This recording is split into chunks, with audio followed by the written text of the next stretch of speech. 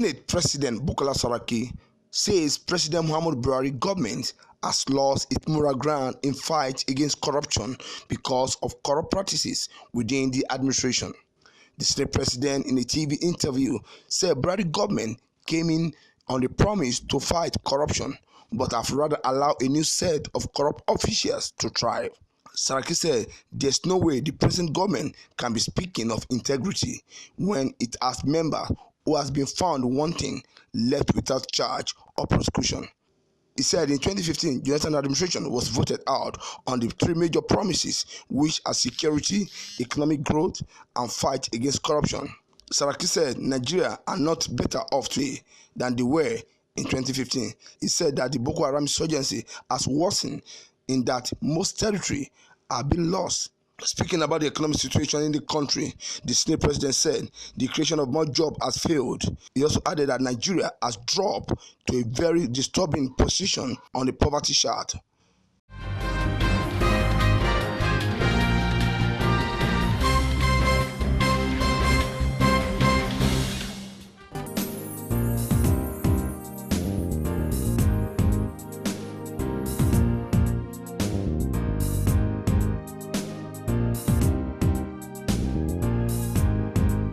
President Muhammadu Buhari has inaugurated an anniversary technical committee on the proposed 30,000 naira new minimum wage. The committee, which is made up of experienced economists and administrators, is to be headed by the popular economist Bismarck Rewani. Buhari, while inaugurating the committee in Abuja, restated his commitment to paying the new minimum wage. He said the committee will recommend the modality for the implementation of the new minimum wage in such a manner as to minimize its inflationary impact, as well as ensure that the introduction does not lead to job losses. Buhari added that the work of the technical committee will be basis of a finance bill which will be submitted to the National Assembly alongside the minimum wage bill. The appointment of the advisory committee comes a day after the Nigerian Labour Congress held a nationwide protest over the 30,000 naira minimum wage.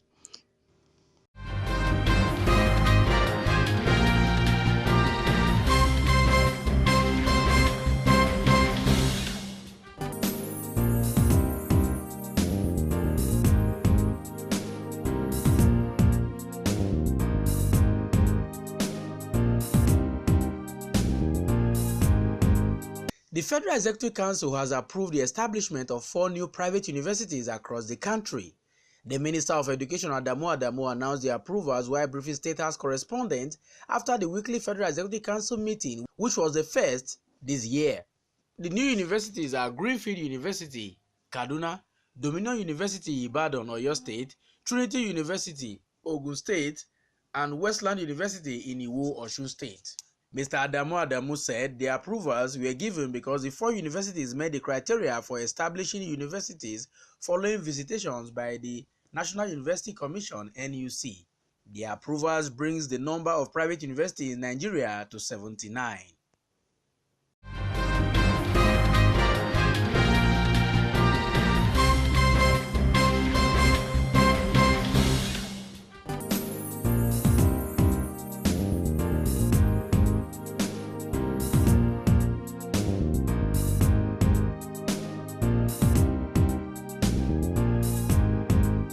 All Progressive Congress are criticized the People's Democratic Party and its presidential candidate Atiku Abubakar.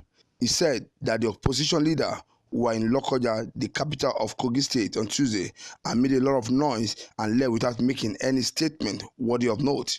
Spokesperson of the party, Malam Larry Isaonilu, in a statement said the party and Nigeria are wondering how PDP got to its current level of shamelessness. APC spokesman said that each time the opposition leader cry of anger, it shows the ruling party are on the right track. The PDP leaders have been shouting his anger everywhere they go. Nigerians understand clearly what this means. The APC administration has denied the pillagers who have found a home in PDP access to the resources of this country. In the past, during the unfortunate reign of PDP, it was the common Nigerians who were crying of hunger. As President Muhammadu Buhari noted yesterday during the inauguration of the APC Presidential Council, the leaders of PDP had become used to taking for themselves the resources that belong to all of us. Each time these political marauders cry of hunger, this administration is reassured that we are doing the right thing. The era when people who are privileged to find themselves in public office abuse their positions with reckless abandon has come to an end. Public office shall never be a license to our commonwealth anymore. Onilu also criticized Atiku Abubakar over his statement on the completion of abandoned projects. They actually, in their theatric way, made promises in Lokoja that they will complete all abandoned projects. And I wonder what were they referring to? Who abandoned what projects? It's the same PDP that has been making noise that all this party APC has been doing, this administration has been doing, is just completing projects, as if that's supposed to be a crime. But it's the same promise the PDP is now making in Lokoja to say we will complete abandoned projects. Besides that, they talk about hunger, which we are happy about, to know that people who have been stealing the money of this country, now they have been deprived of access for 3.5 years. Now they are hungry. We are happy about that. As I said, in the past, the common people were the ones crying of hunger. And they are complaining now that we are going to the common people to give them, transfer the resources of this country to several social investment programs into their hands to enhance their capacity to do business, to improve their living standards. They are not happy about it, because what that signifies is that these people will be free from their grief.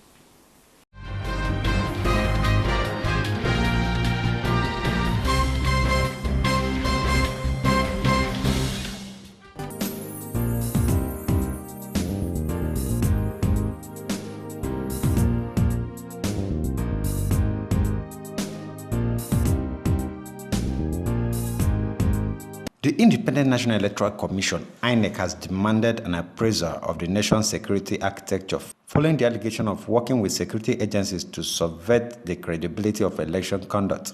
The Commission said it has resolved to adhere strictly to constitutional provisions that empowers the police as the major security agencies saddled with the responsibility of providing security during elections. INEC Chairman Professor Mahmood Yakubu made this known in Abuja at the regular quarterly consultative meeting of Interagency Consultative Committee on Election Security, ISEC, in which representatives of the National Security Advisor and heads of various security agencies were in attendance. However, learning from the experience of some of the 195 off-season elections conducted since 2015, it is pertinent to draw our attention to the need for a different approach to the deployment of security agencies during elections. The Nigerian Police Force remains the lead agency for election security. Other security agencies will play a supportive role to the Nigeria Police. However, we need a new security architecture for 2019 consistent with the provision of Section 29, subsection 3 of the Electoral Act 2010 as amended, which provides as follows, and I quote, "Notwithstanding the provisions of any other law, and for purposes of securing the vote, the Commission shall be responsible for requesting for the deployment of relevant security personnel necessary for elections or registration of voters, and shall assign them in a manner to be determined by the Commission in consultation with the relevant security agencies." INEC chairman assured the Commission's readiness in ensuring that elections are organized in such a manner that security agencies are not perceived to be running parallel arrangements with the Commission. Accordingly, this meeting shall discuss modalities for actualizing the provision of the law. In particular, we are committed to ensuring that elections are organized in such a manner that the security agencies are not perceived to be running parallel arrangement with INEC. Rather, it should be strictly INEC's plan for the election that the security agencies are going to implement.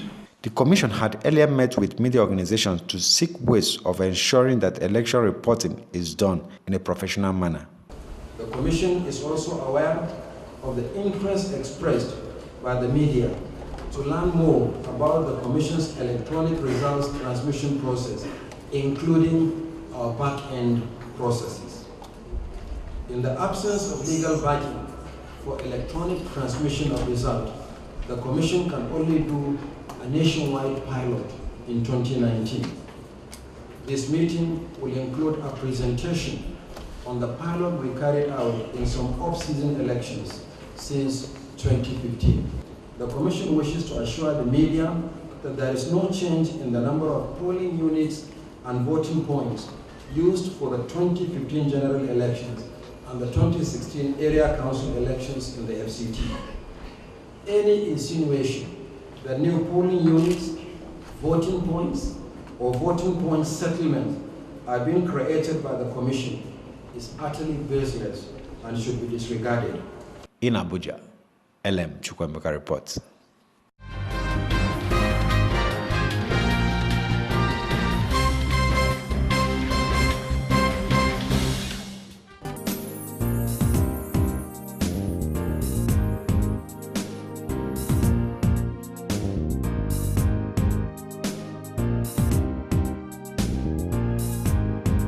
A massive crowd welcomed presidential candidate of the People Democratic Party, PDP, Atiku Abubakar, to Niger State for his campaign rally. During the campaign, Abubakar reiterated his promise to create more job opportunities for unemployed women and youth in the country if elected president. He recited the promise in Minna while addressing party supporters at the rally, where he also harped on the need for a better infrastructure development in Niger State. The presidential candidate claimed that over 10 million Nigerians, including women, youth, had lost their job in the last 3.5 years of APC administration. Abubakar promised to create employment opportunity in the country. He said that the infrastructure in the country, including roads, school, and hospital, were built by the previous PDP administration, calling on Nigerians to vote out the ruling party. According to him, the APC government has failed to deliver its promises of 2015 to fight corruption, insecurity, and eradicate poverty in the country.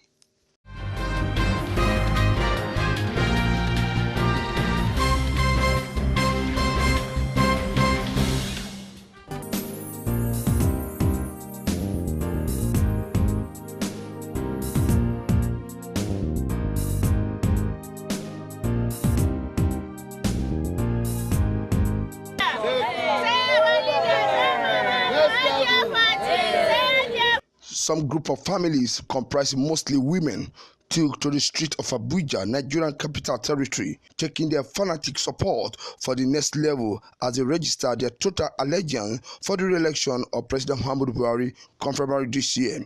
The passionate group, who termed the Peaceful Mini Walk Advocacy Crusade March for the election of President Buhari, trek from AYA to the Unity Fountain and later to the Presidential Villa Gate on Wednesday.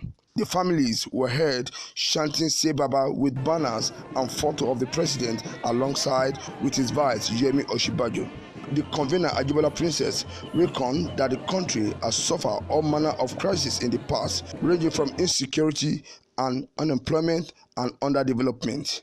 According to her, under the leadership of President Buhari, however, there has been a paradigm shift.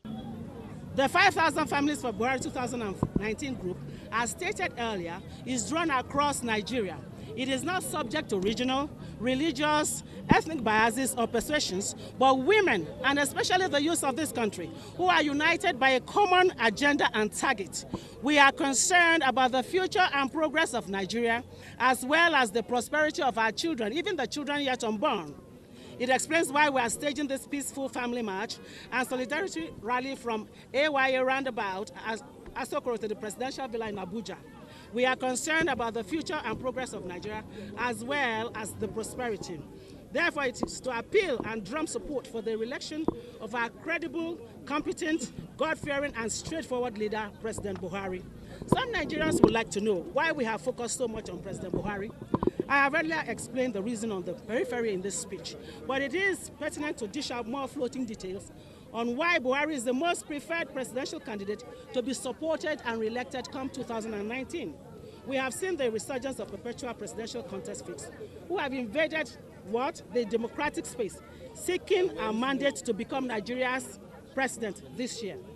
We have examined their past leadership mandate and records, but cannot find any trace of patriotic and posturing on the progress and development of Nigeria. Their performance records are replete with oddities and setbacks that have crumbled Nigeria for decades, especially this democratic dispensation.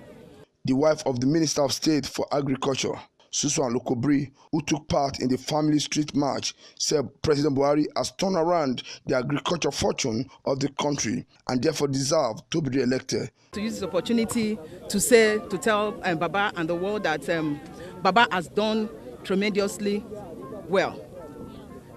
That is why we, the APC members, decided to carry out this 5,000 family march for Baba to say thank you, that he should continue, that we are behind him, we are supporting him, that the women are really happy with what he has been doing in this country, Nigeria. I can say that Baba has done a lot. For instance, if you talk about the agricultural sector, Baba has made a lot of us to go back to farming. We have our local rice, and we have the farmers, especially in Kogi State. Right now, we have 1,000 farmers that have reached. They are doing well. And right now, also, the next level Baba is taking us to in agriculture is under the Anchor Buri scheme. We'll be exporting our foodstuffs, which is yam, rice, and other foodstuffs. And also, Baba has fought corruption